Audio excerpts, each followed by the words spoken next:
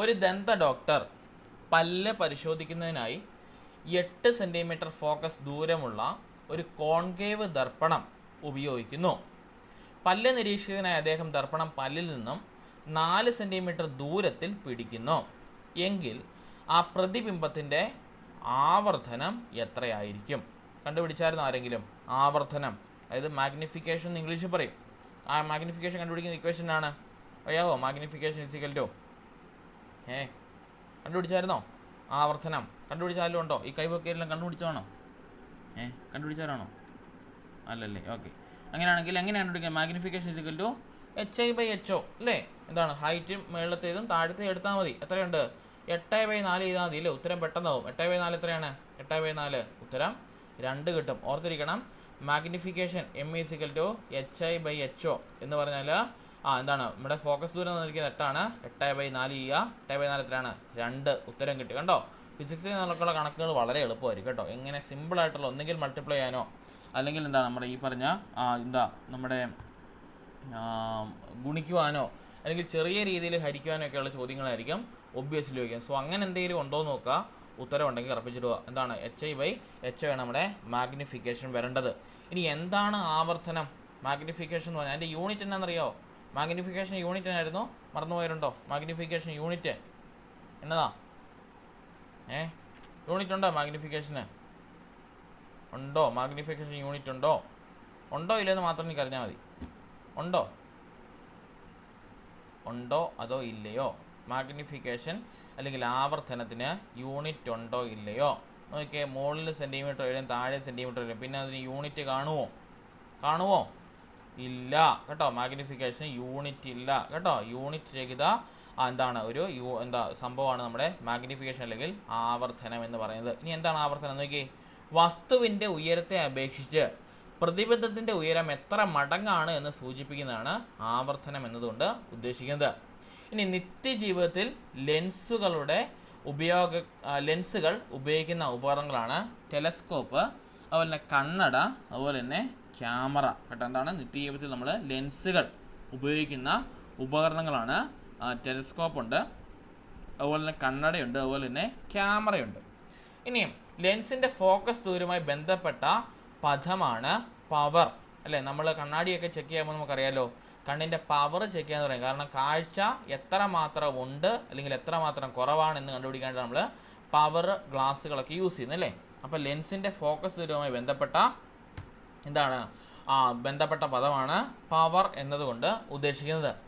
ഇനി മീറ്ററിലുള്ള focus ദൂരത്തിൻ്റെ ഉൽക്രമമാണ് ലെൻസിൻ്റെ power എന്ന് പറഞ്ഞാൽ ഉദ്ദേശിക്കുന്നത്. നമ്മുടെ മീറ്ററിലുള്ള ഫോക്കസ് ദൂരത്തിൻ്റെ ഉൽക്രമമാണ് ലെൻസിൻ്റെ പവർ. അതായത് ലെൻസിൻ്റെ പവർ എന്ന് വെച്ചാൽ നമ്മൾ പഠിച്ചതല്ലേ, P ഇസിക്കൽ ടു 1/f അല്ലേ? P ഇസിക്കൽ ടു 1/f എന്ന് പറഞ്ഞതാണ് നമ്മുടെ ഫോക്കൽ ദൂരത്തിൻ്റെ ഉൽക്രമം. ഉൽക്രമം വെച്ചാൽ നമ്മൾ തിരിച്ചിട്ട് ഗുണിക്കാന്ന് പറയും. എഫിനെ വെറുതെ ഇട്ടാൽ അതിനെ തിരിച്ചിട്ട് ഗുണിച്ചാൽ 1/f കിട്ടും. അപ്പം എന്താണ്? മീറ്ററിലുള്ള ഫോക്കസ് ദൂരത്തിൻ്റെ ഉൽക്രമത്തിന് നമ്മൾ പറയുന്ന പേരാണ് 1/f എന്ന് ഉദ്ദേശിക്കുന്നത്. ഇനി കോൺവെക്സ് ലെൻസിനുണ്ടാകുന്ന പ്രതിബിംബം എങ്ങനെയായിരിക്കും നോക്കിയിട്ട് വേണം പോകാം കേട്ടോ. ക്വസ്റ്റ്യൻ പല ആവർത്തി ചോദിച്ചിട്ടുണ്ട്. കോൺവെക്സിലാണെങ്കിൽ അത് യഥാർത്ഥവും തല കീഴായിട്ടുള്ളതുമായിരിക്കും. കോൺവെക്സിലാണെങ്കിൽ യഥാർത്ഥമായിരിക്കും, തല കീഴായിട്ടായിരിക്കും വരുന്നത്. ഇനി കോൺകേവിലാണെങ്കിലോ മിഥ്യയും നിവർന്നതുമായിരിക്കും കേട്ടോ. രണ്ടും തിരിഞ്ഞു പോകാൻ സാധ്യതയുണ്ട്. സോ നോക്കിയിട്ട് വേണം പോകാൻ. കോൺവെക്സിലാണെങ്കിൽ അതിലുള്ള പ്രതിബിംബം എന്ന് പറയും, ഇമേജ് എന്ന് പറയുന്നത് യഥാർത്ഥമായിരിക്കും, അത് തലകീഴായിട്ടായിരിക്കും. കോൺകേവ് ആണെങ്കിൽ അതെന്താണ്? മിഥ്യയും അതുപോലെ തന്നെ നിവർന്നതുമായിരിക്കും. എവിടെയെങ്കിലും എഴുതി പറ്റിച്ച് വെച്ചോ കേട്ടോ, ചോദിക്കുന്നതാണ്, ഇമ്പോർട്ടൻ്റ് ആണ്. കോൺകേവിൽ മിഥ്യയും നിവർന്നതും, കോൺവെക്സിൽ എന്താണ്? നമ്മുടെ യഥാർത്ഥവും തലകീഴായിട്ടുള്ളതും. ഇനിയും ദീർഘദൃഷ്ടി പരിഹരിക്കാൻ, അടുത്ത ഇമ്പോർട്ടൻ്റ് ആയിട്ട് ക്വസ്റ്റ്യൻ ആണ്, ദീർഘദൃഷ്ടി പരിഹരിക്കാൻ ഉപയോഗിക്കുന്ന ലെൻസാണ് കോൺവെക്സ് ലെൻസ് കേട്ടോ. ദീർഘദൃഷ്ടി പരിഹരിക്കാൻ വേണ്ടി നമ്മൾ ഉപയോഗിക്കുന്ന ലെൻസാണ് കോൺവെക്സ് ലെൻസ്. അങ്ങനെയാണെങ്കിൽ ഹ്രസ്വദൃഷ്ടി പരിഹരിക്കാൻ നമ്മൾ ഉപയോഗിക്കുന്നതാണ് കോൺകേവ് ലെൻസ്. ഈ 4 ക്വസ്റ്റ്യൻ നോക്കിയിട്ട് വേണം പോകാൻ. വളരെ ഇമ്പോർട്ടൻ്റ് ആണ്. പരീക്ഷകളിൽ പല ആവർത്തി ചോദിച്ചിട്ടുണ്ട്. എന്താണ്? കോൺവെക്സ് ലെൻസ് ഉണ്ടാക്കുന്ന പ്രതിബിംബം ഏതാണ്? അതുപോലെ തന്നെ കോൺകേവ് ലെൻസ് ഉണ്ടാക്കുന്ന പ്രതിബിംബം എന്താണ്? അതുപോലെ തന്നെ ദീർഘദൃഷ്ടി പരിഹരിക്കാനായിട്ട് ഉപയോഗിക്കുന്ന ലെൻസ്, ഹ്രസ്വദൃഷ്ടി പരിഹരിക്കാനായിട്ട് ഉപയോഗിക്കുന്ന ലെൻസ്. നമ്മുടെ നമ്മുടെ ഷോർട്ട് വിഷനും അതുപോലെ തന്നെ ലോങ് വിഷനും അതാണ് ഉദ്ദേശിക്കുന്നത് കേട്ടോ. അപ്പം ദീർഘദൃഷ്ടി പരിഹരിക്കുകയാണെങ്കിൽ കോൺവെക്സും ഹർഷദൃഷ്ടിയാണെങ്കിൽ നമ്മുടെ കോൺകേവ് ആണ് നമ്മൾ യൂസ് ചെയ്യുന്നത്. പിന്നെ ഓർക്കണം പവറിൻ്റെ ഇക്വേഷൻ, ലെൻസിൻ്റെ പവർ കാണാനുള്ള ഇക്വേഷൻ 1/f ആണ്. ഇനിയും കോൺവെക്സ് ലെൻസ് ആണെങ്കിൽ അതിൻ്റെ പവർ എപ്പോഴും പോസിറ്റീവ് ആയിരിക്കും. കോൺകേവ് ആണെങ്കിൽ അതിൻ്റെ പവർ എപ്പോഴും നെഗറ്റീവ് ആയിരിക്കും കേട്ടോ. അതുകൂടി ഓർത്ത് വെക്കണം. കോൺവെക്സ് ലെൻസ് ആണെങ്കിൽ അതിൻ്റെ പവർ പോസിറ്റീവ് ആയിരിക്കും. കോൺവെക്സ് ആണെങ്കിൽ ലെൻസിൻ്റെ പവർ പോസിറ്റീവ് ആയിരിക്കും. കോൺകേവ് ആണെങ്കിൽ ലെൻസിൻ്റെ പവർ നെഗറ്റീവ് ആയിരിക്കും. ഇത്രയും കാര്യങ്ങൾ ഇവിടെ നോക്കിയിട്ട് വേണം പോകാൻ. ലെൻസിൻ്റെ കേസിൽ നിന്നും ചോദിക്കുന്ന ചോദ്യങ്ങളാണ് ഈ പറഞ്ഞ 6 എണ്ണം കേട്ടോ. ഈ 6 എണ്ണം വളരെ ഇമ്പോർട്ടൻ്റ് ആണ്, നോക്കിയിട്ട് വേണം പോകാൻ. കോൺവെക്സ് ലെൻസിലുണ്ടാകുന്ന പ്രതിബിംബം യഥാർത്ഥമായിരിക്കും, തലകീഴായിട്ടുള്ളതായിരിക്കും. കോൺകേവ് ആണെങ്കിൽ മിഥ്യയായിരിക്കും, നിവർന്നതായിരിക്കും. ദീർഘദൃഷ്ടി പരിഹരിക്കാനായിട്ട് നമ്മൾ കോൺവെക്സ് ഉപയോഗിക്കുന്നു.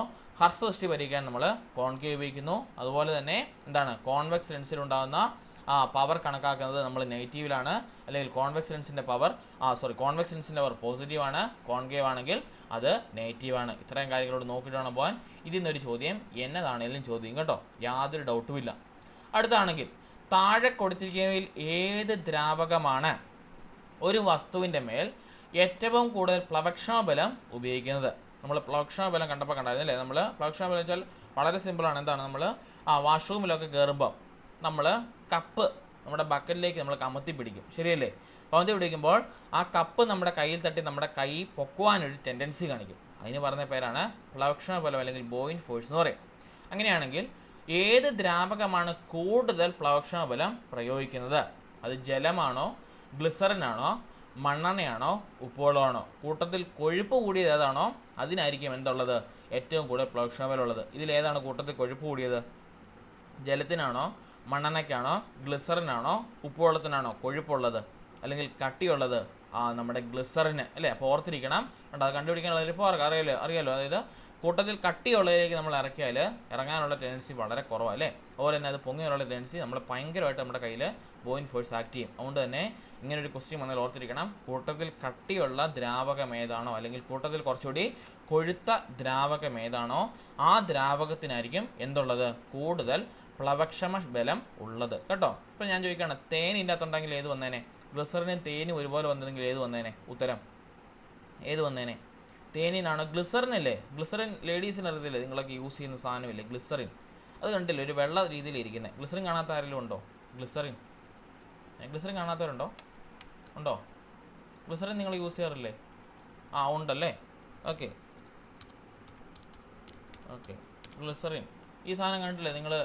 കണ്ണയിലും മൂക്കയിലും ഒക്കെ തേക്കാണ്ട് യൂസ് ചെയ്യുന്ന സാധനം, വെള്ളം പോലെ ഇരിക്കുന്നത്, കുറച്ച് കട്ടിയുള്ള സാധനം കണ്ടോ? സ്കിൻ കെയറിന് വേണ്ടി യൂസ് ചെയ്യുന്ന ഒരു സാധനമാണ്. മോയ്സ്ചാരിറ്റിയൊക്കെ നമ്മൾ നിർത്താൻ വേണ്ടി ഉപയോഗിക്കുന്ന സാധനം. അങ്ങനെയാണെങ്കിൽ ഈ ഗ്ലിസറിനും തേനും വെച്ചാൽ ഗ്ലിസറിനും ഈ തേനും വെച്ചാൽ ഏതിനായിരിക്കും കൂടുതൽ കട്ടിയുള്ളത്? ഗ്ലിസറിനായിരിക്കോ തേനിനായിരിക്കോ? കൂടുതൽ കട്ടിയോടെ വേണ്ടത് തേനായിരിക്കും. മനസ്സിലായോ? അപ്പോൾ ഓർത്തിരിക്കണം. ഇത് കണ്ടോ, ഇവിടെ കണ്ടോ തേനും വെച്ചിട്ടുണ്ട്. അപ്പോൾ ഓർത്തിരിക്കും, ഞാൻ ഇതിൻ്റെ കൂടെ തന്നെ ഉള്ളതാണ് ഞാൻ തേനിൻ്റെ കാര്യം പറഞ്ഞത്. അപ്പം ഹണി അല്ലെങ്കിൽ തേന് വെച്ചാൽ തേനായിരിക്കും കൂടുതൽ അവിടെ എന്തുള്ളത്, പ്ലവക്ഷമബലമുള്ളത്. അപ്പം കൂട്ടത്തിൽ കട്ടിയുള്ള ദ്രാവകം ഏതാണ് ആ ദ്രാവകത്തിനായിരിക്കും എന്തുള്ളത്, നമ്മുടെ പ്ലവക്ഷമബലം കൂടുതൽ കേട്ടോ. നോക്കിയിട്ട് വേണം പോകാൻ, ഇമ്പോർട്ടൻ്റ് ആണ്. അപ്പോൾ നോക്കി എന്താണ് പ്ലവക്ഷമബലം? അങ്ങനെയാണെങ്കിൽ ഇവിടെ പറയുന്നുണ്ടോ എന്താണ് പ്ലവക്ഷമബലം? ഗ്ലിസറിനാണ് അവിടെ ഉത്തരം വരേണ്ടത്. ഒരു ദ്രവ്യത്തിൽ ഭാഗികമായോ പൂർണ്ണമായോ മുങ്ങിയിരിക്കുന്ന വസ്തുവിൽ ദ്രവ്യം മുകളിലേക്ക് പ്രയോഗിക്കുന്ന ബലത്തിന് പറയുന്ന പേരാണ് പ്ലവക്ഷമബലം. അതാണ് സിമ്പിളായിട്ട് പറയുന്നത്. നമ്മൾ ബക്കറ്റിനകത്ത് കപ്പ് തലകീഴായിട്ട് മുക്കി പിടിച്ചിരുന്നാൽ എന്താണ്, അത് ഭാഗികമായിട്ട് മുങ്ങാം അല്ലെങ്കിൽ പൂർണ്ണമായിട്ട് മുങ്ങാം. അപ്പോൾ ആ ദ്രവ്യം മുകളിലേക്ക് ആ കപ്പിനെ പൊക്കുവാനായിട്ടൊരു ബലം പ്രയോഗിക്കും. ആ ബലത്തിന് പറയുന്ന പേരാണ് പ്ലവക്ഷമബലം എന്ന് പറയുന്നത്. ഇനിയും ഒരു വസ്തു പൂർണ്ണമായോ ഭാഗികമായോ ഒരു ദ്രവ്യത്തിൽ മുങ്ങിയിരിക്കുമ്പോൾ അനുഭവപ്പെടുന്ന പ്ലവക്ഷമബലം ആ വസ്തു ആദേശം ചെയ്യുന്ന ദ്രാവകത്തിൻ്റെ ഭാരത്തിന് തുല്യമായിരിക്കും. അതായത് ആ വസ്തു എത്രമാത്രം പ്ലവക്ഷമബലം അനുഭവപ്പെടുന്നുണ്ടോ അതെന്താണ്, അതിലുണ്ടായിരുന്ന ദ്രാവകത്തിൻ്റെ ഭാരത്തിന് തുല്യമായിരിക്കും. അത് എന്താണ് അപ്ലൈ ചെയ്യുന്ന ഫോഴ്സ് എന്ന് പറയുന്നത്. ഇനി ഒരു വസ്തുവിന് ജലത്തിൽ അനുഭവപ്പെടുന്ന ഭാരക്കുറവാണ് ആ വസ്തുവിൻ്റെ പ്ലവക്ഷമബലം. നമുക്കറിയാലോ, നമ്മൾ ബക്കറ്റിൽ വെള്ളം കോരിയെടുക്കുമ്പോൾ വെള്ളത്തിലായിരിക്കുമ്പോൾ നമുക്ക് അത്ര വെയിറ്റ് തോന്നുമോ? വെള്ളത്തിൽ നമ്മൾ ബക്കറ്റ് നമ്മൾ കിണറ്റിൽ മുക്കിയിട്ട് നമ്മൾ കുറച്ച് ദൂരം നമ്മൾ പൊക്കിയെടുക്കുന്നവരുള്ള സിമ്പിളായിട്ട് പൊങ്ങി വരും അല്ലേ? അതായത് നമ്മുടെ മീഡിയം വാട്ടർ ആയിരിക്കും അല്ലെങ്കിൽ മാധ്യമം വെള്ളമായിരിക്കുമ്പോൾ നമുക്ക് വളരെ എളുപ്പം പൊക്കിയെടുക്കാൻ സാധിക്കും.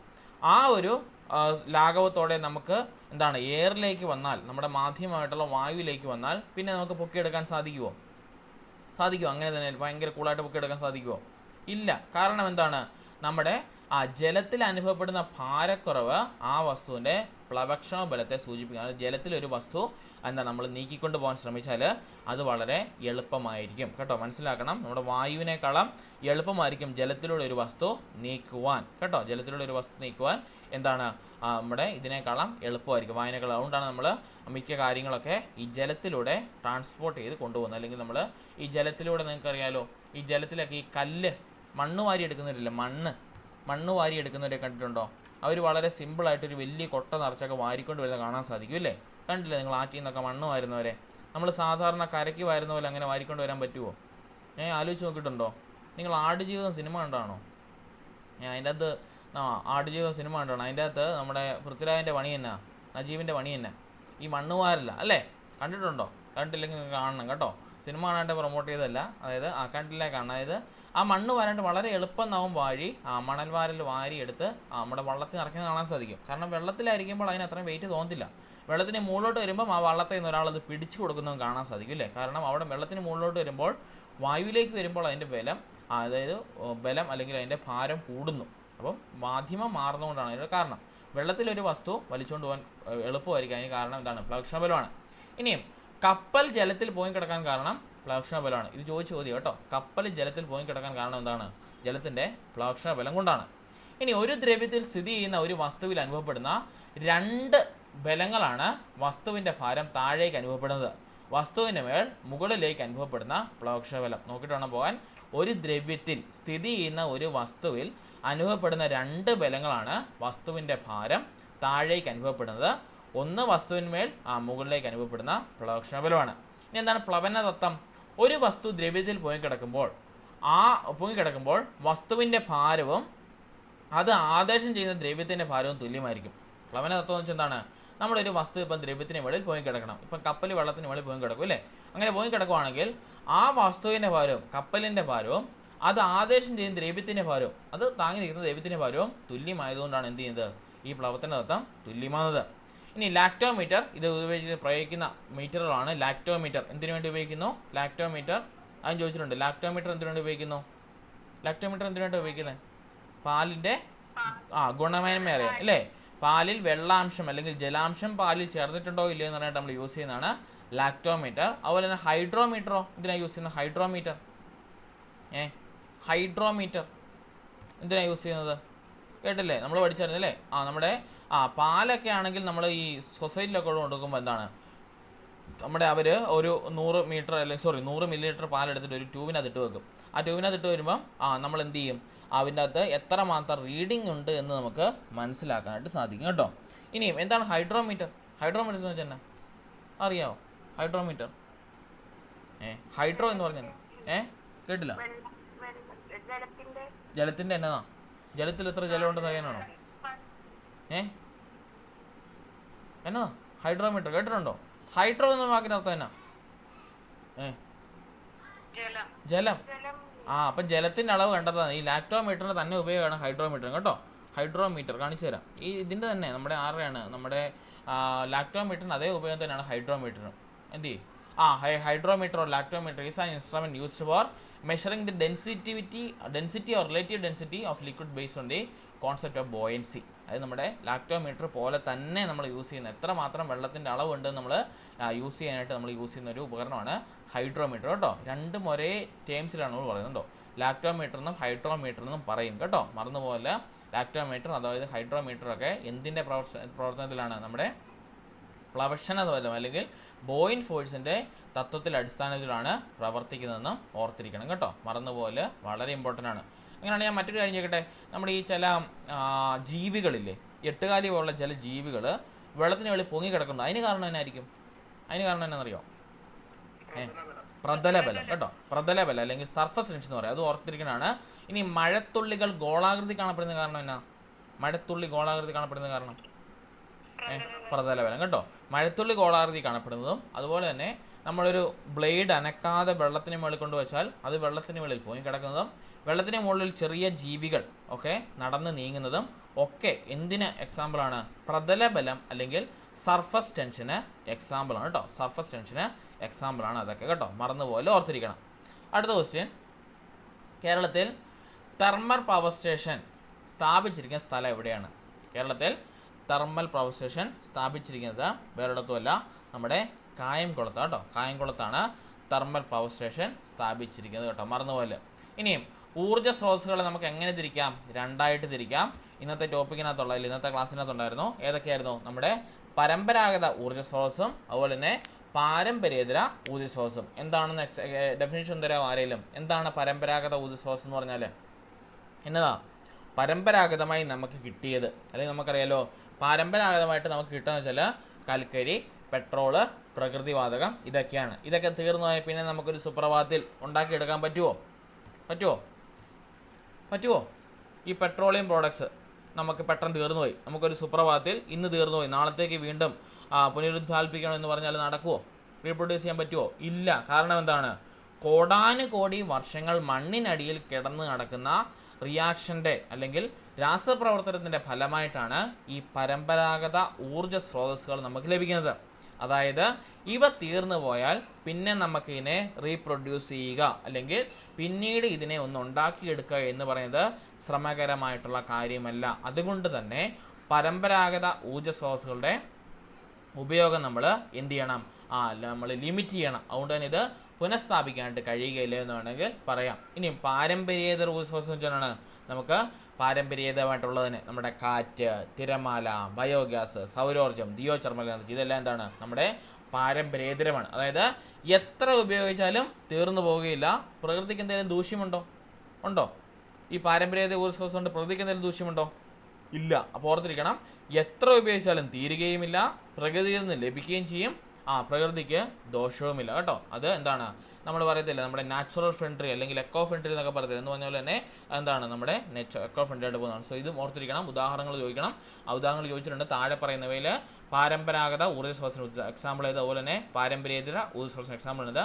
വാക്ക് ഓർത്തിരിക്കണം, പരമ്പരാഗതം കേട്ടോ. പരമ്പരാഗതമായി നമുക്ക് കിട്ടിയതൊക്കെ കാലക്രമേണ നശിക്കും, ഇല്ലേ? ഇപ്പോൾ നമ്മുടെ പൂർവികരുടെയൊക്കെ സ്വത്ത് മൊത്തം നിങ്ങളുടെ കയ്യിലുണ്ടോ? നിങ്ങളുടെയൊക്കെ വീട്ടിൽ നിങ്ങളുടെ പൂർവികരുടെയൊക്കെ സ്വത്ത് അതേപടി ഇരിപ്പുണ്ടോ? നിങ്ങളുടെ വല്യപ്പന്മാരൊക്കെ ഉണ്ടാക്കിയത് അതേപടി ഇരിപ്പുണ്ടോ? ഇല്ലല്ലോ. എന്താണ്? കുറേശ്ശെ തീർന്നു പോലെ തന്നെ. അപ്പോൾ ഓർത്തിരിക്കണം, പരമ്പരാഗത എന്നോർത്താൽ എന്താണ്? അത് കുറേശ്ശെ തീർന്നു പോവുകയാണെന്ന് ഓർത്തിരിക്കണം. അല്ലാതെ അതൊരിക്കലും കൂടി വരില്ലെന്ന് ഓർത്തിരിക്കണം. പക്ഷേ പാരമ്പര്യേതരമാണെങ്കിൽ അതെപ്പോഴും റീപ്രൊഡ്യൂസ് ചെയ്തുകൊണ്ടിരിക്കും. നാച്ചുറൽ ഫ്രണ്ട്ലിയാണ്. അതുപോലെ തന്നെ പൊല്യൂഷൻസ് ഒന്നും ഉണ്ടാക്കുന്നില്ല, വേറെ പ്രശ്നങ്ങളൊന്നും ഉണ്ടാക്കുന്നില്ല, നമുക്ക് സുഖമായിട്ട് ഉപയോഗിച്ചു പോകാം. അതിന് എക്സാമ്പിളാണ് കാറ്റ്, തിരമാല, ബയോഗ്യാസ് ഒക്കെ കേട്ടോ. ഇനിയും കുറച്ച് GK ക്വസ്റ്റ്യൻ അത് കൊടുത്തിട്ടുണ്ട്, പഠിക്കേണ്ടതാണ്. ഇന്ത്യയിലെ ആദ്യത്തെ ജലവൈദ്യുത പദ്ധതി ശിവസമുദ്രം കേട്ടോ. ഞങ്ങളിവിടെ സ്ഥലത്ത് പോയതാണ്, ശിവനസമുദ്രം എന്ന് പറഞ്ഞ സ്ഥലത്ത് പോയതാണ്. നല്ല രസമാണ് കാണാൻ കേട്ടോ. എന്താണ്? ഇന്ത്യയിലെ ആദ്യത്തെ ജലവൈദ്യുത പദ്ധതി കർണാടകയിലുള്ള ശിവസമുദ്രമാണ്. ഇനിയും ശിവസമുദ്രം ജലവൈദ്യുത പദ്ധതി നിലവിൽ വന്നത് 1902 ഇനി ശിവസമുദ്ര ജലവൈദ്യുതി പദ്ധതി ഏത് നദിയിലാണ്? കാവേരി നദിയിലാണ് ശിവസമുദ്രം ജലവൈദ്യുത പദ്ധതി എന്താണ് നമ്മൾ ഉണ്ടാക്കിയിരിക്കുന്നത്.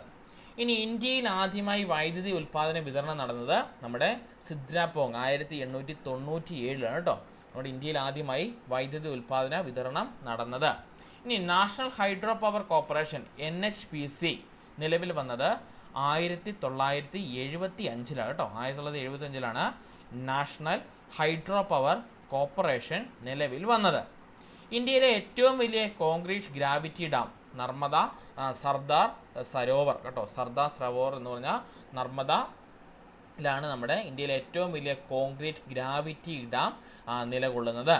ഇനി ഇന്ത്യയിലെ ഏറ്റവും വലിയ അണക്കെട്ട് സത്ലജ് അല്ലെങ്കിൽ ഭംഗാനഗറിലെ നഗറിലെ എന്താണ് സത്ലജ് എന്ന സ്ഥലത്താണ് ഇന്ത്യയിലെ ഏറ്റവും വലിയ അണക്കെട്ട് സ്ഥിതി ചെയ്യുന്നത്. നമുക്ക് ജലവൈദ്യുതി എന്നൊക്കെ പറഞ്ഞ് പഠിക്കാനുള്ളതിൻ്റെ അകത്ത് വരുന്നതാണ് കേട്ടോ. ഇതെല്ലാം കണ്ടന്റുകളെല്ലാം GK ക്വസ്റ്റ്യൻസ് കേട്ടോ. കറണ്ട് ആയിട്ടുള്ള GK ക്വസ്റ്റ്യൻസും കയറി വരും കേട്ടോ.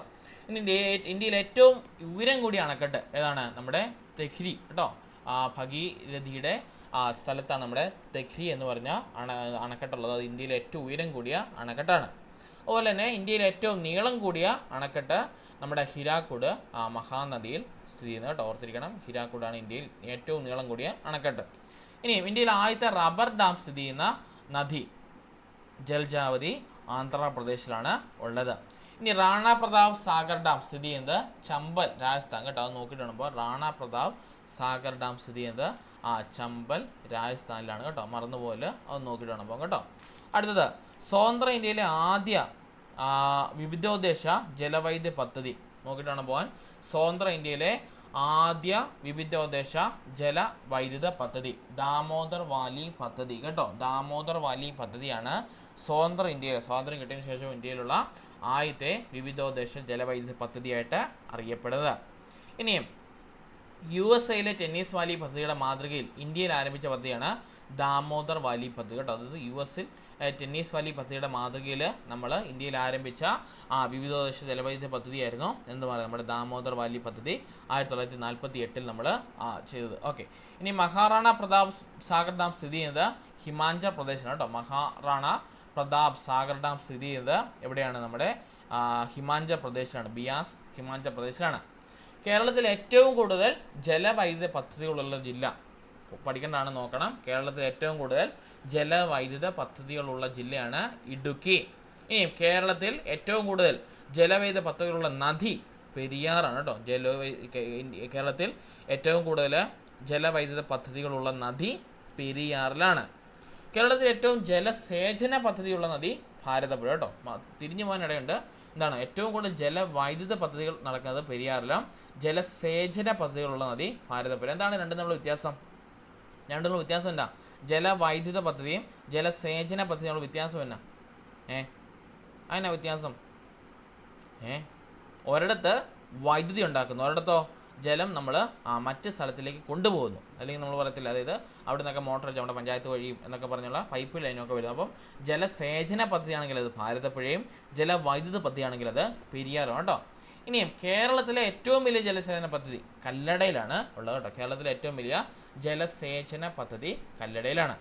ഇനി കേരളത്തിൽ ഏറ്റവും കൂടുതൽ വൈദ്യുതി ഉൽപ്പാദിപ്പിക്കുന്ന ജലവൈദ്യുത പദ്ധതികളിൽ നിന്നാണ് കേട്ടോ. കേരളത്തിൽ ഏറ്റവും കൂടുതലും വൈദ്യുതി ഉൽപ്പാദിപ്പിക്കുന്നത് ജലവൈദ്യുത പദ്ധതികളിൽ നിന്നാണ്. നേരെ മറിച്ച് നമ്മുടെ തൊട്ടടുത്ത സംസ്ഥാനമായ തമിഴ്നാട്ടിലേക്ക് പോയാലോ, അവിടെ എങ്ങനെയാണെന്നറിയാമോ?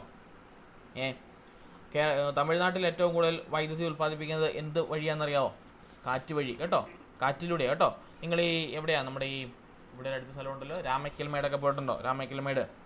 രാമക്കൽമേടിൻ്റെ മുകളിൽ കയറി നമുക്ക് കാണാൻ പറ്റും ചില തെങ്ങ് ഒരു കൃഷി ചെയ്യുന്ന പോലെ ഈ പറഞ്ഞ വിൻഡ് മില്ല് അല്ലെങ്കിൽ നമ്മുടെ കാറ്റാടി യന്ത്രങ്ങൾ സ്ഥാപിച്ചിരിക്കുന്നത്. അപ്പം അവിടെയാണെങ്കിൽ നമുക്കറിയാം വെള്ളത്തിൻ്റെ ലഭ്യത വളരെ കുറവാണ്. അതുകൊണ്ട് തന്നെ കേരളത്തിൽ ഏറ്റവും കൂടുതൽ ജലം ഉൽപ്പാദിപ്പിക്കുന്നത് നമ്മൾ വെള്ളത്തിൽ നിന്നാണെങ്കിൽ അവിടെ എന്താണ്? കാറ്റിൽ നിന്നാണ് കേട്ടോ. ഇനി അടുത്തത് കേരളത്തിലെ ആദ്യത്തെ ജലവൈദ്യുത പദ്ധതി പള്ളിവാസൽ. ചോദിച്ചിട്ടുള്ളത് നോക്കണം കേട്ടോ. കേരളത്തിൽ ആദ്യത്തെ ജലവൈദ്യുത പദ്ധതി പള്ളിവാസലാണ്. കേരളത്തിൽ ഏറ്റവും വലിയ ജലവൈദ്യുത പദ്ധതി 1875 ഇടുക്കിയിലാണ് നമ്മൾ സ്ഥാപിച്ചത്. അപ്പോൾ ഓർത്തിരിക്കണം, കേരളത്തിലെ ഏറ്റവും വലിയ ജലവൈദ്യുത പദ്ധതി ഇടുക്കിയിലാണ്. ഇനിയും ഇടുക്കിയിൽ വൈദ്യുതി ഉൽപ്പാദിപ്പിക്കാൻ ആരംഭിച്ച വർഷം 1976. 75 പണി തുടങ്ങി 76 നമ്മൾ എന്ത് ചെയ്തു? അത് വൈദ്യുതി ഉൽപ്പാദിപ്പിക്കാനായിട്ട് തുടങ്ങി. ഇടുക്കി ഡാമിൻ്റെ പരമാവധി ജലസംഭരണ ശേഷി 2403 അടി അല്ലേ. നമ്മുടെ ഇനിയും 2 മാസം കഴിയുമ്പോൾ മഴ വരും അല്ലേ. ജൂൺ ജൂലൈയിലൊക്കെ മഴ. അപ്പോൾ നമുക്ക് വീണ്ടും ഒരു വാർത്ത വരും, ഇടുക്കി അണക്കെട്ട് ഇപ്പം പൊട്ടുന്നു. അപ്പം അവിടെ പറയും അല്ലേ, ഏകദേശം എന്താണ് 75 പണി തുടങ്ങിയതാണ്. ഇപ്പം 50 വർഷത്തിന് മേളെയായി അല്ലേ. 75 ഇപ്പം 2025 ആകുമ്പം 50 വർഷത്തോട് അടുക്കുന്നു. അതുകൊണ്ട് തന്നെ അതിന് സ്റ്റെബിലിറ്റി വളരെ കുറവാണ്, പൊട്ടാനുള്ള സാധ്യത വളരെ കൂടുതലുണ്ട്. അതിന് സംഭരണശേഷി 2400 അടി വരെയൊക്കെ ഉള്ളൂ എന്ന് നമ്മൾ വാർത്തകൾ കാണുന്നു കേട്ടോ. ഓർത്തിരിക്കണം, ഇടുക്കി ഡാമിൻ്റെ പരമാവധി ജലസംഭരണ ശേഷി 2403 അടിയാണ്. ഇനി കേരളത്തിൽ ആദ്യത്തെ ഭൂഗർഭജല വൈദ്യുത നിലയമാണ് മൂലമറ്റം. ഇടുക്കിയിലുള്ള മൂലമറ്റമാണ് ആദ്യത്തെ ഭൂഗർഭ ജലവൈദ്യുത നിലയം കേട്ടോ. കേരളത്തിൽ ആദ്യത്തെ ഭൂഗർഭ ജലവൈദ്യുത നിലയം മൂലമറ്റത്താണ്, ഇടുക്കിയിലുള്ള മൂലമറ്റത്താണ് സ്ഥിതി ചെയ്യുന്നത്.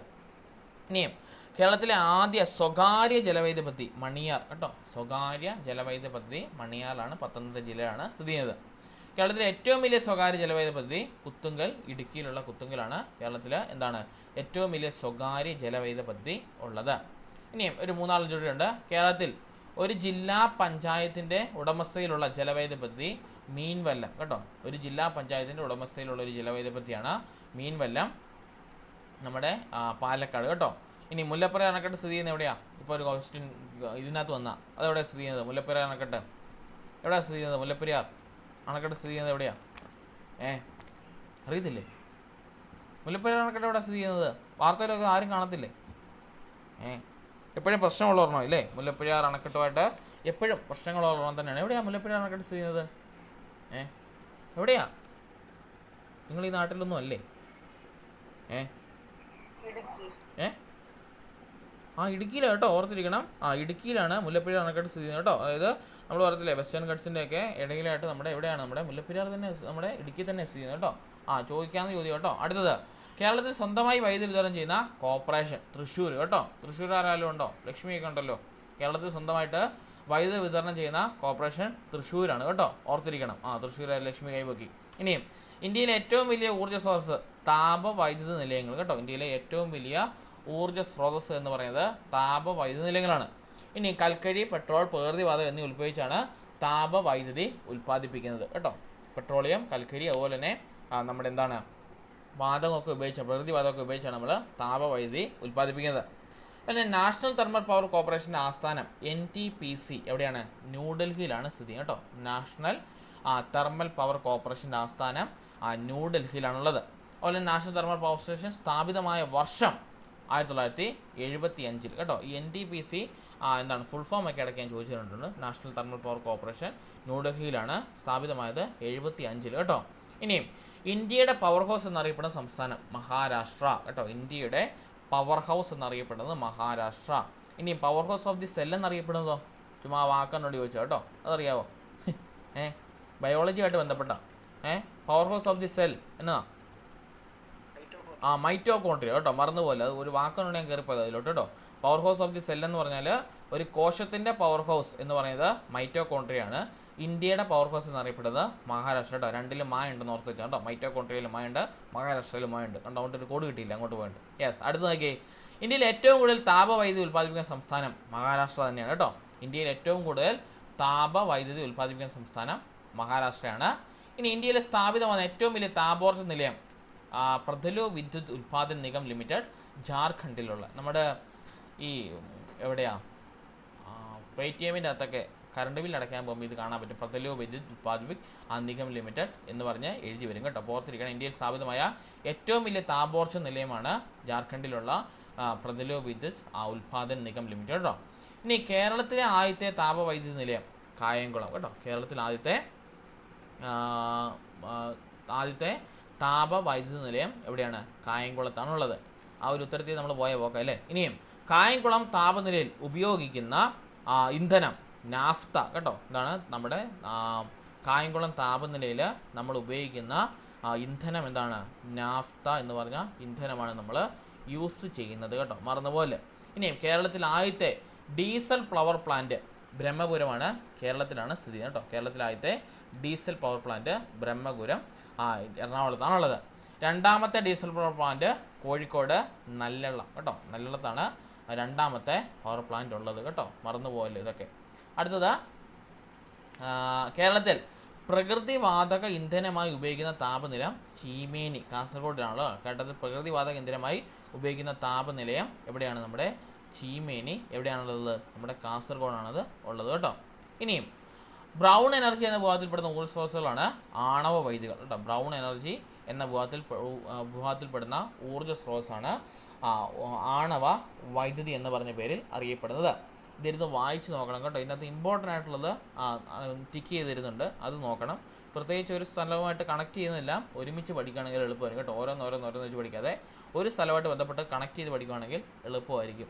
അടുത്തത്, അറ്റോമിക് എനർജി കമ്മീഷൻ നിലവിൽ വന്ന വർഷം 1948. ആണവോർജ്ജ വലുപ്പ് നിലവിൽ വർഷം 1954 കേട്ടോ. അറ്റോമിക് എനർജി കമ്മീഷൻ വന്നത് 48-ലും, ആണവോർജ്ജ വലുപ്പ് വന്നത് 54-ലും. ഇനിയിൽ ഇന്ത്യയിലെ ആദ്യത്തെ ആണവ വൈദ്യുതി നിലയം എവിടെയാണ്? മഹാരാഷ്ട്ര 1969-ൽ താരാപൂരിലാണ് വന്നത്. ഇന്ത്യയുടെ ആദ്യ ആണവ ഗവേഷണ നിലയം ഭാഭ ആറ്റോമിക് റിസർച്ച് സെൻറ്റർ കേട്ടോ. ഭാഭ ആറ്റോമിക് റിസർച്ച് സെൻ്ററാണ് ഇന്ത്യയിലെ ആദ്യ ആണവ ഗവേഷണ നിലയമായിട്ട് അറിയപ്പെടുന്നത്. BARC ആദ്യ chairman doctor Homi J Bhabha.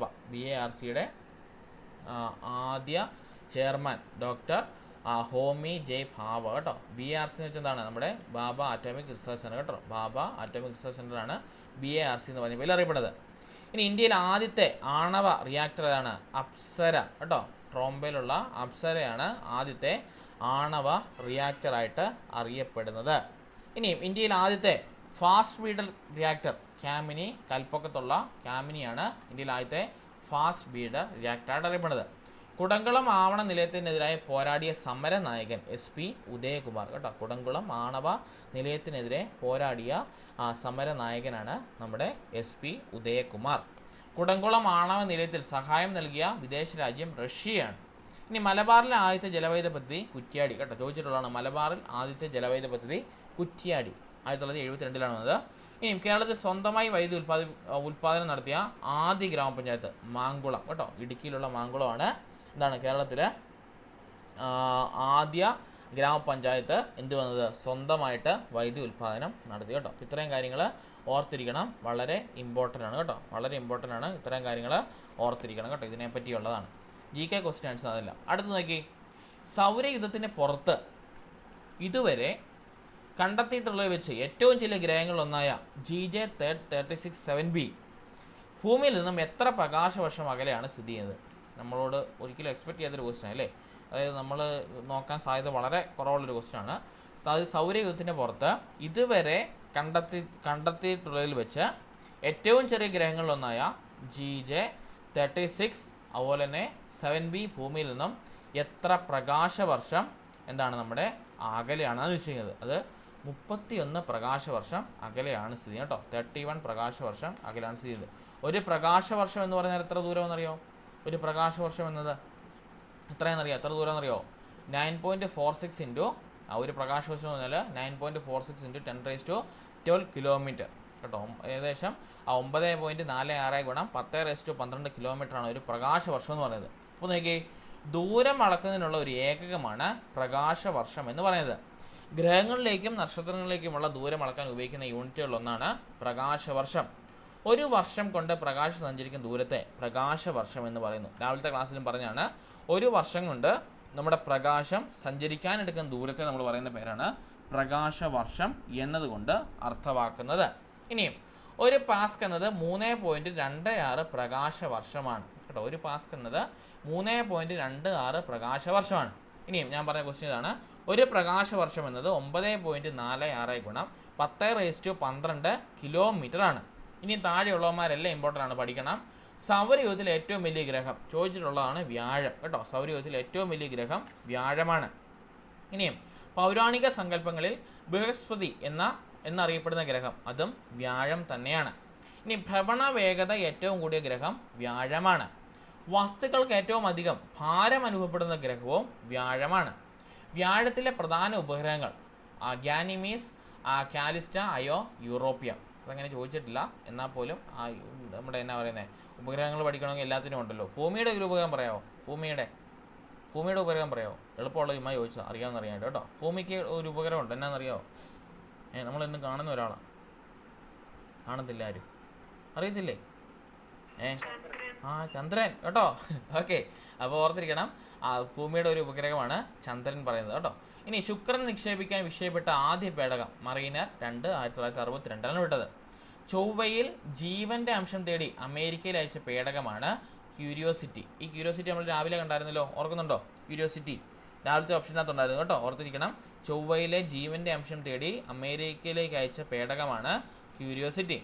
ഇനിയും ക്യൂരിയോസിറ്റി ഇറങ്ങിയ ചൊവ്വയിലെ ഗർത്തം അറിയപ്പെടുന്നത് ഗേൽ ക്രേറ്റർ കേട്ടോ. ഗേൽ ക്രേറ്റർ എന്നാണ് ക്യൂരിയോസിറ്റി ഇറങ്ങിയ ചൊവ്വയിലെ ഗർത്തം അറിയപ്പെടുന്നത്. ഇനി സ്പിരിറ്റ്, ഓപ്പർച്യൂണിറ്റി എന്നിവയും അമേരിക്ക ചൊവ്വയിലേക്ക് വിക്ഷേപിച്ച പേടകങ്ങളാണ്. ഈ ദൗത്യത്തിന് വേണ്ടി വിക്ഷേപിച്ച പേടകങ്ങളാണ്. ഇനിയും ബുധനെ നിരീക്ഷിക്കാൻ 2004 നാസ വിക്ഷേപിച്ച പേടകമാണ് മെസ്സഞ്ചർ കേട്ടോ.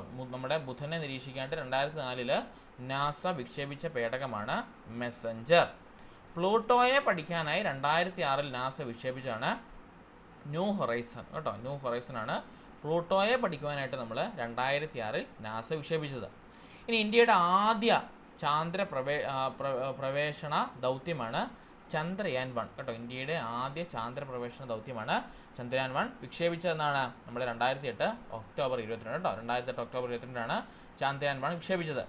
അതിൻ്റെ വിക്ഷേപണ വാഹനം PSLV-11 PSLV-C-11 ആണ് വിക്ഷേപണ വാഹനം. ചന്ദ്രയാൻ ഭ്രമണപഥത്തിൽ എത്തിച്ചേർന്നത് 2008 നവംബർ 8 ഇനി ഭാരതത്തിൻ്റെ ത്രിവർണ്ണ പതാകയുമായി ചന്ദ്രപഥത്തിൽ ചന്ദ്രയാനിലെ പേടകം മൂൺ ഇമ്പാക്ട് പ്രോബാണ്.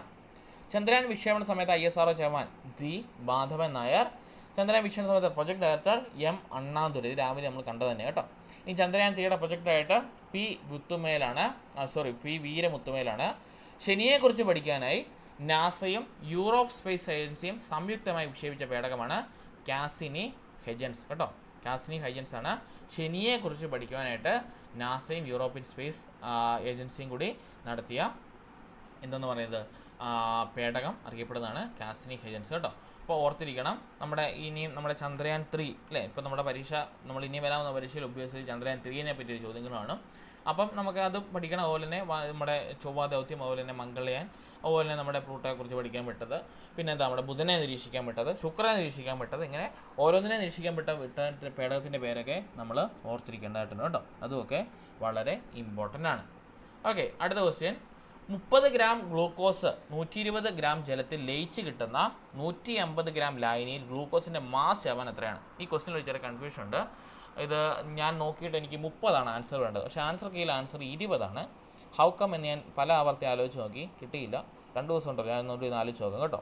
എന്താണ് 30 ഗ്രാം ഗ്ലൂക്കോസ് 120 ഗ്രാം ജലത്തിൽ ലയിച്ച് കിട്ടുന്ന 150 ഗ്രാം ലായനിയിൽ ഗ്ലൂക്കോസിൻ്റെ മാസ് ശതമാനം എത്രയാണ്? മാസ് ശതമാനം ഒഴിക്കാൻ നമുക്ക് തന്നിരിക്കുന്ന മാസത്തിനെ ടോട്ടൽ മാസം കൊണ്ട് ഡിവൈഡ് ചെയ്തതിന് ശേഷം 100 കൊണ്ട് ഹരിക്കുക. അങ്ങനെ വരുമ്പോൾ ചെയ്ത് നോക്കിയിട്ട് കിട്ടുന്നത് 30. അത് 20 ഇവർ തന്ന ആൻസർ കേട്ടോ. അതിൽ നോക്കിയിട്ട് പറയാം കേട്ടോ. അതിൽ ആൻസർ കീയിൽ വന്നിരിക്കുന്ന ആൻസർ 20 കേട്ടോ. എങ്ങനെ കണക്ക് കൂട്ടി നോക്കിയിട്ടും 20ലേക്ക് എത്തിപ്പെടുന്നില്ല. ആർക്കാണെങ്കിലും തെറ്റ് പറ്റുമല്ലോ. സോ ഞാൻ അതിൻ്റെ ആൻസർ നോക്കിയിട്ട് പറയാം കേട്ടോ. ഇനിയും വൈദ്യുത വിക്ഷേപണം നടക്കുമ്പോൾ ഒരു ഇലക്ട്രോഡിൽ സ്വതന്ത്രമാക്കപ്പെടുന്ന പദാർത്ഥത്തിൻ്റെ അളവ് ഇലക്ട്രോലൈറ്റിൽ കൂടി കടന്നു പോകുന്ന വൈദ്യുതിയുടെ അളവുമായി എങ്ങനെ ബന്ധപ്പെട്ടിരിക്കുന്നു? നമ്മൾ പഠിച്ചതല്ലേ, വൈദ്യുത വിക്ഷേപണം നടത്തുമ്പോൾ ഒരു ഇലക്ട്രോഡിൽ സ്വതന്ത്രമാക്കപ്പെടുന്ന പദാർത്ഥത്തിൻ്റെ അളവ് ഇലക്ട്രോലൈറ്റിൽ കൂടി കടന്നു പോകുന്ന വൈദ്യുതി അളവിനെ എങ്ങനെ ബന്ധപ്പെട്ടിരിക്കുന്നു? അത് നേരനുപാതം ബന്ധപ്പെട്ടിരിക്കുന്നു. നമ്മളത് നമ്മുടെ ചാപ്റ്റർ കണ്ടല്ലേ, നേരനുപാതത്തിലൂടെ ബന്ധപ്പെട്ടിരിക്കുന്നു. ഈസ് ഡയറക്റ്റ്ലി പ്രൊപ്പോർഷണൽ എന്ന് പഠിച്ച ഓർമ്മയുണ്ടോ? ഡയറക്റ്റ്ലി പ്രൊപ്പോർഷനും അതുപോലെ തന്നെ ഇൻവേഴ്സ്ലി പ്രൊപ്പോർഷൻ അല്ലെങ്കിൽ വിവരാനുപാതം എന്ന് നമ്മൾ പറഞ്ഞായിരുന്നു അല്ലേ. അപ്പോൾ ഓർത്തിരിക്കണം, വൈദ്യുത വിശ്ലേഷണം നടക്കുമ്പോൾ ഒരു ഇലക്ട്രോണിൽ സ്വതന്ത്രമാക്കപ്പെടുന്ന പദാർത്ഥത്തിൻ്റെ അളവ് ഇലക്ട്രോലൈറ്റിൽ കൂടി കടന്നു പോകുന്ന വൈദ്യുതിയുടെ അളവുമായി നേരനുപാതത്തിലാണ് ബന്ധപ്പെട്ടിരിക്കുന്നത്. മറന്നു പോകല്, ഓർത്തിരിക്കണം കേട്ടോ. നേരനുപാതമാണ് അവിടെ ആൻസർ ആയിട്ട് വരേണ്ടത്. ഇനിയും ഒരു ഇലക്ട്രോലൈറ്റിലൂടെ വൈദ്യുതി കടത്തിവിടുമ്പോൾ അയോണുകൾ വേർതിരിക്കുന്ന പ്രതിഭാസത്തിന് പറയുന്ന പേരാണ് വൈദ്യുത വിക്ഷേഷണം. അല്ലെങ്കിൽ ഒരു ഇലക്ട്രോലൈറ്റിലൂടെ നമ്മുടെ വൈദ്യുതി കറണ്ട് കടന്നു പോകുമ്പോൾ എന്നുണ്ടാവും? അയോണുകൾ വേർതിരിഞ്ഞു പോകും. അയോണും കാറ്റിയോണും അയോണും ഉണ്ട്. അതിൽ അയോണുകൾ വേർതിരിഞ്ഞു പോകുന്ന പ്രതിഭാസത്തിന് പറയുന്ന പേരാണ് വൈദ്യുത വിക്ഷേഷണം എന്ന് പറയുന്നത്. ഇനി വൈദ്യുത വിക്ഷേഷണ തത്വം ആവിഷ്കരിച്ചത് മൈക്കിൾ ഫാരഡെ. ചോദിച്ചിട്ടുള്ളതാണ്, നോക്കിയിട്ട് വേണം പോകാൻ. വൈദ്യുത വിക്ഷേഷണ തത്വം ആവിഷ്കരിച്ചത് മൈക്കിൾ ഫാരഡെ ആണ്. ഇനിയും വൈദ്യുത വിക്ഷേഷണം ഉപയോഗിക്കുന്ന ലോഹങ്ങൾ ഏതൊക്കെയാണ്? കോപ്പർ, നിക്കൽ, സിങ്ക് കേട്ടോ. കോപ്പർ, നിക്കൽ, സിങ്ക് ആണ് വൈദ്യുത വിക്ഷേപണത്തിനായി നമ്മൾ ഉപയോഗിക്കുന്ന ലോഹങ്ങൾ. ഇനി വൈദ്യുതിയെ കടത്തിവിടുകയും എന്നാൽ വൈദ്യുത വിക്ഷേപണത്തിന് വിധേയമാകാത്തതുമായ പദാർത്ഥം മെർക്കുറിയാണ്. എന്താണ്? വൈദ്യുതി വിക്ഷേപണം കടത്തിവിടുകയും അതുപോലെ തന്നെ എന്നാൽ വൈദ്യുതി വിക്ഷേപണത്തിന് വിധേയമാകാത്തതുമായ ഒരു പദാർത്ഥം ഏതാണ്? മെർക്കുറിയാണ് കേട്ടോ. മെർക്കുറി നമ്മുടെ ഇവിടെ യൂസ് ചെയ്യുന്നുണ്ട്. ഈ മെർക്കുറി നമ്മൾ വേറെടുത്ത് ഉത്തരവായിട്ട് കണ്ടതാണ്. നമ്മൾ നിത്യജീവിതത്തിൽ നമ്മളൊരു രോഗം വരുമ്പോൾ നമ്മൾ എന്തൊക്കെ ടെസ്റ്റ് ചെയ്യുമ്പോൾ അതിൻ്റെ അകത്ത് അടങ്ങിയിരിക്കുന്നത് മെർക്കുറിയാണ്. അറിയാമോ എന്നതാന്ന്? എന്നാണെന്നറിയാമോ? മെർക്കുറി Mg എന്ന് പറയും. എന്നാണെന്നറിയാമോ? മെർക്കുറി നമ്മുടെ തെർമോമീറ്റർ അല്ലേ, തെർമോമീറ്ററിനകത്ത് നമ്മൾ യൂസ് ചെയ്യുന്ന പദാർത്ഥം ഏതാണ്? മെർക്കുറി കേട്ടോ. അതുകൊണ്ടാണ് നമ്മൾ തെർമോമീറ്ററൊക്കെ പുറത്ത് പൊട്ടിച്ചിടരുതെന്ന് പറയുന്നത്. കാരണം പ്രകൃതിക്ക് അത് ദൂഷ്യമാണ് കേട്ടോ. ഓർത്തിരിക്കണം, തെർമോമീറ്റർ ഉപയോഗിക്കുന്നത് നമ്മുടെ മെർക്കുറി. നമ്മൾ കണ്ടിട്ടില്ല ഒരു വൈറ്റ് സ്കെയിൽ ഇങ്ങനെ പൊന്തി വരുന്നത് കണ്ടിട്ടുണ്ടോ? ഒരു സിൽവർ സാധനം പൊങ്ങി വരുന്നത് കണ്ടിട്ടുണ്ടോ തെർമോമീറ്ററിനകത്ത്? പനിയൊക്കെ നോക്കിയിട്ട് വരുമ്പം കണ്ടിട്ടില്ല ആരും? നിങ്ങളുടെ വീട്ടിലൊന്നും ഇല്ലേ തെർമോമീറ്റർ? പഴയ CFL ബൾബിൽ ഓക്കെ അതുകൊണ്ടായിരുന്നു കേട്ടോ. ഓർത്തിരിക്കണം, നമ്മുടെ ഈ പറഞ്ഞ തെർമോമീറ്ററിനകത്ത് നമ്മൾ ചൂട് നമ്മൾ നോക്കുമ്പോൾ ഒരു സ്കെയിൽ ഇങ്ങനെ പൊങ്ങി നിൽക്കുമല്ലോ തെർമോമീറ്ററിനകത്ത്. കാണിച്ചു തരാം. തെർമോമീറ്ററിനകത്ത് ഓക്കെ, ഇതൊക്കെ ശ്രദ്ധിക്കണം കേട്ടോ. നിത്യജീവിതത്തിൽ നമ്മൾ കാണുന്നത് ഇതിനൊക്കെ ചോദ്യങ്ങൾ വേണം. Thermometer and mercury. ഓക്കെ കണ്ടോ, ഇങ്ങനെ നമ്മൾ സ്കെയിൽ പൊങ്ങിയിരിക്കത്തില്ലേ? ഓക്കെ, എന്ത് ക്ലോസ് ഓഫ് ഫോട്ടോ ആണ്. അത് കണ്ടില്ലേ? ഈ സാധനം കണ്ടിട്ടില്ലേ നിങ്ങൾ? അളവ് കാണപ്പെടുന്നത്. ഇപ്പോൾ 36°C ഉണ്ടെന്ന് കാണിച്ചിരിക്കുന്നത് അല്ലേ. ഈ നിൽക്കുന്ന ഈ സാധനം എന്താ പൊങ്ങി വരുന്നത്? ഇതിനകത്തുള്ള മെർക്കുറിയാണ് പൊങ്ങി വരുന്നത് കേട്ടോ. ഓർത്തിരിക്കണം, മെർക്കുറി നമ്മുടെ തെർമോമീറ്ററിലും യൂസ് ചെയ്യുന്നുണ്ട് കേട്ടോ. ഈ ഒരു വാല്യൂ നിങ്ങൾ കണ്ടിട്ടുണ്ടല്ലോ, ഇങ്ങനെ ഒരു സീറബിൾ സാധനം പൊങ്ങി വരുന്നത്. ആ വാല്യൂ വെച്ച് നമ്മൾ എത്രമാത്രം ചൂടുണ്ടോ എന്ന് അറിയപ്പെടുന്നുണ്ടോ. മെർക്കുറി ഉണ്ടോ അവിടെ പൊട്ടിച്ചിട്ടിരിക്കുന്നത് ഉണ്ടോ? മെർക്കുറി ഉണ്ടോ ഇങ്ങനെ പൊട്ടിച്ചിട്ടിരിക്കുന്നത് ഉണ്ടോ? മെർക്കുറി, അതിൻ്റെ താഴെയുള്ള മെർക്കുറിയാണ് ഈ പൊട്ടി വീണപ്പോൾ. ഇത് പ്രകൃതിക്ക് ഭയങ്കര ദൂഷ്യമാണ് കേട്ടോ, ഓർത്തിരിക്കണം. അതുകൊണ്ട് തന്നെ അതൊരിക്കലും നമ്മൾ പ്രകൃതിയിലേക്ക് ചുമ്മാ വലിച്ചെറിയരുത്. ശരിയായിട്ടുള്ള രീതിയിൽ അത് ഡിസ്പോസ് ചെയ്യണം കേട്ടോ. അടുത്തത്, വൈദ്യുതി കടത്തി വിടുന്നതിനോടൊപ്പം വിഘടനത്തിന് വിധേയമാകുന്ന പദാർത്ഥമാണ് ഇലക്ട്രോലൈറ്റ്. വൈദ്യുതി വിശ്ലേഷണത്തിന് ഉപയോഗിക്കുന്ന പദാർത്ഥം ഇലക്ട്രോലൈറ്റ് ആണ്. ഇലക്ട്രോലൈറ്റുകൾക്ക് ഉദാഹരണമാണ് sodium chloride, copper sulphate, silver nitrate കേട്ടോ. 3 കാര്യങ്ങൾ ഓർത്തിരിക്കണം. സോഡിയം, കോപ്പർ, സിൽവർ നൈട്രേറ്റുകൾ എന്താണ്? സോഡിയം ക്ലോറൈഡും കോപ്പർ സൾഫേറ്റും സിൽവർ നൈട്രേറ്റും ഇലക്ട്രോലൈറ്റുകൾക്ക് ഉദാഹരണമാണ്. ഇനി ഉരുക്കിയ അവസ്ഥയിലും ജലീയ ലായനീയമായ അവസ്ഥയിലും കാണപ്പെടുന്ന ഇലക്ട്രോലൈറ്റുകളായ പദാർത്ഥങ്ങൾക്ക് ഉദാഹരണമാണ് ആസിഡുകൾ, ആൽക്കലികൾ, ലവണങ്ങൾ. ആസിഡ്, ആൽക്കലി, ലവണങ്ങളാണ് ഉരുകിയ അവസ്ഥയിലും അതുപോലെ തന്നെ ജലീയ ലായനിയിലും കാണപ്പെടുന്ന ഇലക്ട്രോലൈറ്റുകളായ പദാർത്ഥങ്ങൾക്ക് ഉദാഹരണം. ഇനിയും വൈദ്യുത വിശ്ലേഷണ വേളയിൽ ഒരു ഇലക്ട്രോഡിനെ ബാറ്ററിയുടെ പോസിറ്റീവ് ടെർമിനലും അടുത്തതിനെ നെഗറ്റീവ് ടെർമിനലുമായി ബന്ധിപ്പിക്കുന്നു. അതറിയാലോ, നമ്മുടെ വൈദ്യുത വിശ്ലേഷണം നടക്കുമ്പോൾ ഒരെണ്ണം പോസിറ്റീവ് ഒരെണ്ണം നെഗറ്റീവ് വേണം കണക്ട് ചെയ്യാൻ. പോസിറ്റീവ് ടെർമിനലുമായി ബന്ധപ്പെട്ടിരിക്കുന്ന ഇലക്ട്രോഡ് ആനോഡ് എന്നും നെഗറ്റീവ് ടെർമിനലുമായി ബന്ധപ്പെട്ടിരിക്കുന്ന ഇലക്ട്രോഡിനെ കാഥോഡ് എന്നും അറിയപ്പെടുന്നു. പോസിറ്റീവിനെ നമ്മൾ ആനോഡ് എന്നും നെഗറ്റീവിനെ നമ്മൾ കാഥോഡ് എന്നും വിളിക്കുന്നു. ഇനി നെഗറ്റീവ് ഇലക്ട്രോഡായ കാഥോഡിലേക്ക് ആകർഷിക്കപ്പെടുന്ന പോസിറ്റീവ് അയോണുകളാണ് കാറ്റിയോണുകൾ. അപ്പം ഈ പോസിറ്റീവായിട്ടുള്ള അയോണുകൾ അല്ലെങ്കിൽ കാറ്റിയോണുകൾ നമ്മുടെ നെഗറ്റീവ് ഇലക്ട്രോഡായിട്ടുള്ള കാഥോഡിലേക്ക് ആകർഷിക്കും.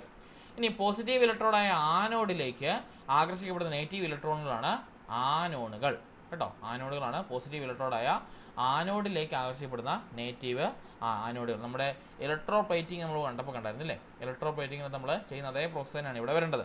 ഇനി രാസപ്രവർത്തനം വഴി വൈദ്യുതി ഉണ്ടാക്കുന്ന സംവിധാനങ്ങളാണ് വൈദ്യുത രാസ സെല്ലുകൾ കേട്ടോ. രാസപ്രവർത്തനം വഴി വൈദ്യുതി ഉണ്ടാക്കുന്ന സംവിധാനങ്ങളാണ് വൈദ്യുത രാസ സെല്ലുകൾ. അല്ലെങ്കിൽ നമ്മൾ പറയത്തില്ലേ, നമ്മുടെ വീട്ടിലുള്ള കറണ്ടിന് ഉപയോഗിക്കുന്ന ബാറ്ററി ഇല്ലേ, ഇൻവേർട്ടർ ബാറ്ററി ഇല്ലേ, അതൊക്കെ എന്താണ്? വൈദ്യുത രാസ സെല്ലുകളാണ് കേട്ടോ. അതായത് വൈദ്യുത രാസപ്രവർത്തനം വഴി വൈദ്യുതി ഉണ്ടാക്കുന്ന രാസപ്രവർത്തനം.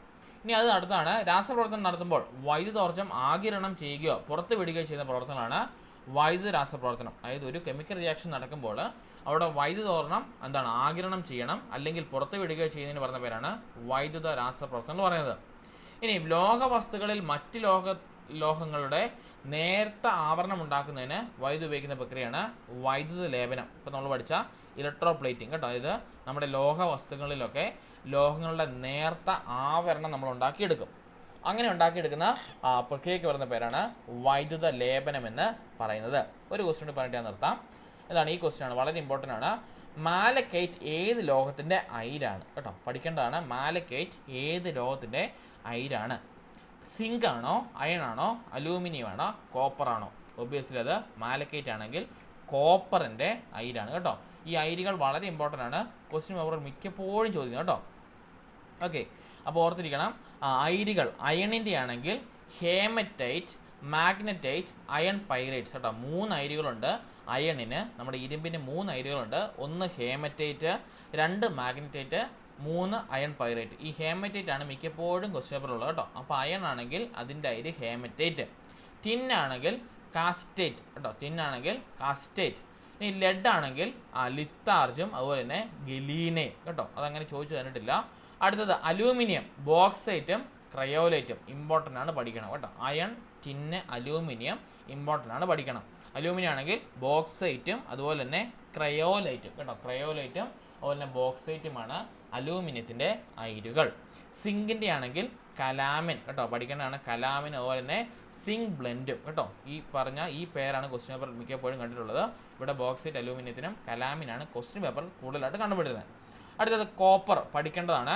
കോപ്പർ പൈറൈറ്റ്, മാലക്കൈറ്റ്, ചാർക്കോലേറ്റ് കേട്ടോ. മാലക്കൈറ്റ്, ചാർക്കോലേറ്റ്, കോപ്പർ പൈറൈറ്റ്സ് ഇതൊക്കെ കോപ്പറിൻ്റെ അയിരാണ്. ഇനിയും നമ്മുടെ യുറേനിയം ആണെങ്കിൽ പിച്ച് ബ്ലെൻഡ് കേട്ടോ. യുറേനിയത്തിൻ്റെ അയിരാണ് പിച്ച് ബ്ലെൻഡ്. മെർക്കുറി ആണെങ്കിൽ സിന്നബാർ കേട്ടോ. സിന്നബാർ ആണ് മെർക്കുറിയുടെ അയിരായിട്ട് അറിയപ്പെടുന്നത്. സ്വർണ്ണമാണെങ്കിൽ ബിസ്മത്ത് അത്തൈറ്റ് കേട്ടോ. ബിസ്മത്ത് അത്തൈറ്റ് എന്നാണ് നമ്മുടെ സ്വർണത്തിൻ്റെ അയിര് അറിയപ്പെടുന്നത്. അടുത്തത് ആൻറ്റിമണി ആണെങ്കിൽ സിബ്നൈറ്റ് കേട്ടോ. ആൻറ്റിമണി ആണെങ്കിൽ സിബ്നൈറ്റ്. ഇതൊന്നും അത്തങ്ങ് ചോദിച്ചു കണ്ടിട്ടില്ല കേട്ടോ. കൂടുതലായിട്ട് ചോദിക്കുന്നത് iron, tin, lead, aluminium, zinc, copper. ആദ്യമുള്ള 4-5 ഈ 5 പേരിൽ അവരാണ് കൂടുതലായിട്ടും പരിശോധനയുള്ളത് കേട്ടോ. ഇനി ടൈറ്റാനിയം ആണെങ്കിൽ അതിൻ്റെ അയിരാണ് റൂട്ടയിലും അതുപോലെ തന്നെ ഇൻമൈനേറ്റും കേട്ടോ. ഇൻമൈനേറ്റും അതുപോലെ തന്നെ റൂട്ടയിലുമാണ് ടൈറ്റാനിയത്തിൻ്റെ അയിരുകളായിട്ട് വരുന്നത്. മാംഗനീസ് ആണെങ്കിൽ പെറോലുലേസ് കേട്ടോ, പെറോലു സെറ്റാണ് നമ്മുടെ മാഗ്നീസിൻ്റെ അയിരായിട്ട് വരുന്നത്. വനേഡിയം ആണെങ്കിൽ പെട്രോനേറ്റ്, വനേഡിയം പെട്രോനേറ്റ്. അതുപോലെ നിക്കലാണെങ്കിൽ പെൻലാൻഡേറ്റ് കേട്ടോ, പെൻലാൻഡേറ്റ് ആണ് നിക്കലിൻ്റെ എന്തായാലും അയിരായിട്ട് വരുന്നത്. സോ അയിരുകൾ വളരെ ഇമ്പോർട്ടൻ്റ് ആണ്. ഇതിൽ വരുന്ന ഈ ടിക്കിട്ടത് ഒബ്വിയസ് നിങ്ങൾ പരീക്ഷയ്ക്ക് പഠിച്ചിട്ടേ പോകാവുള്ളൂ, ചോദിക്കും കേട്ടോ. അയിരുകൾ ചോദിക്കാം, ഏതിൻ്റെ അയിര് ഇന്നതാണെന്ന് പല ആവർത്തി ചോദിച്ചിട്ടുണ്ട്. അതുകൊണ്ട് തന്നെ അയിരുകൾ അയണിൻ്റെ പഠിക്കണം, ടിന്നിൻ്റെ പഠിക്കണം, അലൂമിനിയം പഠിക്കണം, സിങ്ക് പഠിക്കണം, കോപ്പർ പഠിക്കണം കേട്ടോ. ഇത്രയും കാര്യങ്ങൾ ഈ 5 പഠിച്ചിട്ടേ പോകാവുള്ളൂ. ഇതിൽ നിന്നായിരിക്കും നിങ്ങളോട് ചോദ്യങ്ങൾ ചോദിക്കണം കേട്ടോ. നോക്കിയിട്ട് വേണം പോകാൻ. വളരെ വളരെ വളരെ ഇമ്പോർട്ടൻ്റ് ആണ് കേട്ടോ, ഓർത്തിരിക്കണം. നമ്മുടെ മാലക്കേറ്റ് കോപ്പറിൻ്റെ അയിരാണ്, അതുപോലെ തന്നെ നമ്മുടെ അയണിൻ്റെ അയിരാണ് ഹേമറ്റൈറ്റും മാഗ്നൈറ്റും അയൺ പൈറൈറ്റ്സും. ടിന്നിൻ്റെ അയിരാണ് കാസിറ്റനേറ്റ്. പിന്നെ അലൂമിനിയം ആണെങ്കിൽ ബോക്സൈറ്റ്, ക്രയോലൈറ്റ്. സിങ്ക് ആണെങ്കിൽ കലാമിൻ, സിങ്ക് ബ്ലെൻഡ്. കോപ്പർ ആണെങ്കിൽ മാലക്കേറ്റ്, അതുപോലെ തന്നെ ചാർക്കോലൈറ്റ്, കോപ്പർ പൈറൈറ്റ് കേട്ടോ. അയിരുകൾ വളരെ ഇമ്പോർട്ടൻ്റ് ആണ്. ഈ 5 വേണം പഠിച്ചിട്ട് പോകാൻ. നിങ്ങളുടെ ഷോർട്ട് നോട്ട് എഴുതുന്നതിനകത്ത് എഴുതി എവിടെയെങ്കിലും പറ്റിച്ച് വെച്ചോ, ചോദിക്കും കേട്ടോ. അയിരുകൾ ചോദിക്കും, വളരെ ഇമ്പോർട്ടൻ്റ് കേട്ടോ. ഇതിനകത്ത് ഒരു 10-20 ക്വസ്റ്റ്യൻ ഉള്ളൂ, 31 വരെ ആയില്ല, ഇനി ഒരു 10 ക്വസ്റ്റ്യൻ കൂടി ഉള്ളൂ. അതിൻ്റെ അകത്ത് വളരെ എളുപ്പമുള്ളതും ഒരു കാര്യം ഞാൻ പഠിപ്പിച്ചാൽ വിടാം. 2021 രാഷ്ട്രതന്ത്രത്തിനുള്ള നോബൽ സമ്മാനം കിട്ടിയ ആളെ കണ്ടോ? അതുപോലെ തന്നെ ഇപ്രാവശ്യത്തെ പരീക്ഷയ്ക്ക് 2023 ചോദിക്കും കേട്ടോ. 2023 രസതന്ത്രം ചോദിക്കാം, ജീവശാസ്ത്രം ചോദിക്കാം, അതുപോലെ തന്നെ നമ്മുടെ ഫിസിക്സ്, കെമിസ്ട്രി, ബയോളജി റിലേറ്റഡ് ആയിട്ടുള്ള എല്ലാ കാര്യങ്ങളും ചോദിക്കാം. അതുകൊണ്ട് തന്നെ ഈ ആൻസർ കീയുടെ അവസാനം ഞാനത് ആഡ് ചെയ്തിട്ടുണ്ട്, അതും കൂടി പഠിച്ചിട്ട് വേണം വരാൻ കേട്ടോ.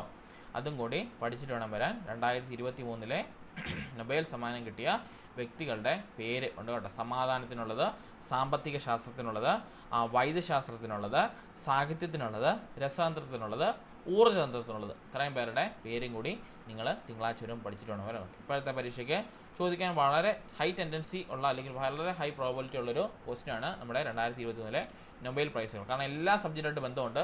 ഏത് സബ്ജക്റ്റ് റിലേറ്റഡ് ആയിട്ടുള്ള GK-ക്കകത്തും ഇവനെ തള്ളിക്കയറ്റാം കേട്ടോ. എല്ലാമായിട്ട് റിലേറ്റഡ് ഇല്ല. അപ്പോൾ ഏത് വേണമെങ്കിലും ഇതിനകത്തും തള്ളിക്കയറ്റാൻ പറ്റുന്ന ഒരു ക്വസ്റ്റ്യനാണ്. സോ 21 നിങ്ങൾ പഠിക്കേണ്ട, 23 പഠിക്കണം കേട്ടോ. ഇത് പഠിച്ചില്ലെങ്കിലും കുഴപ്പമില്ല. ഇതിൻ്റെ PDF-നകത്ത് കിടക്കുന്ന ഇതിൽ 21 നിങ്ങൾ പഠിക്കേണ്ട. കറണ്ടായിട്ട് വന്ന് 23 ചോദ്യം കേട്ടോ. പരീക്ഷ കഴിഞ്ഞ ശേഷം വന്നതാണ്. അപ്പം 23 നൊബേൽ ജേതാക്കളെ സാമ്പത്തിക ശാസ്ത്രത്തിലാര്, സമാധാനത്തിനുള്ളതാർക്ക്, സൈക്കോളജി അല്ലെങ്കിൽ മെഡിസിനുള്ളതാര്, സാഹിത്യത്തിനുള്ളതാര്, രസതന്ത്രത്തിനുള്ളതാര്, ഊർജ്ജതന്ത്രത്തിനുള്ളത്.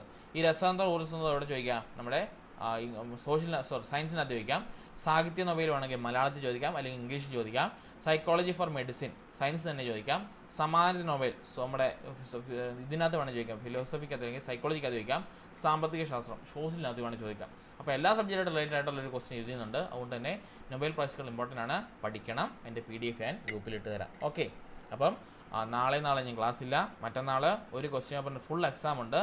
8:30 തുടങ്ങും കേട്ടോ. 8:30 ഞാൻ 8:15 ആകുമ്പോൾ എഴുതിയിടും. 10:30 നിങ്ങൾ ക്ലോസ് ചെയ്യണം.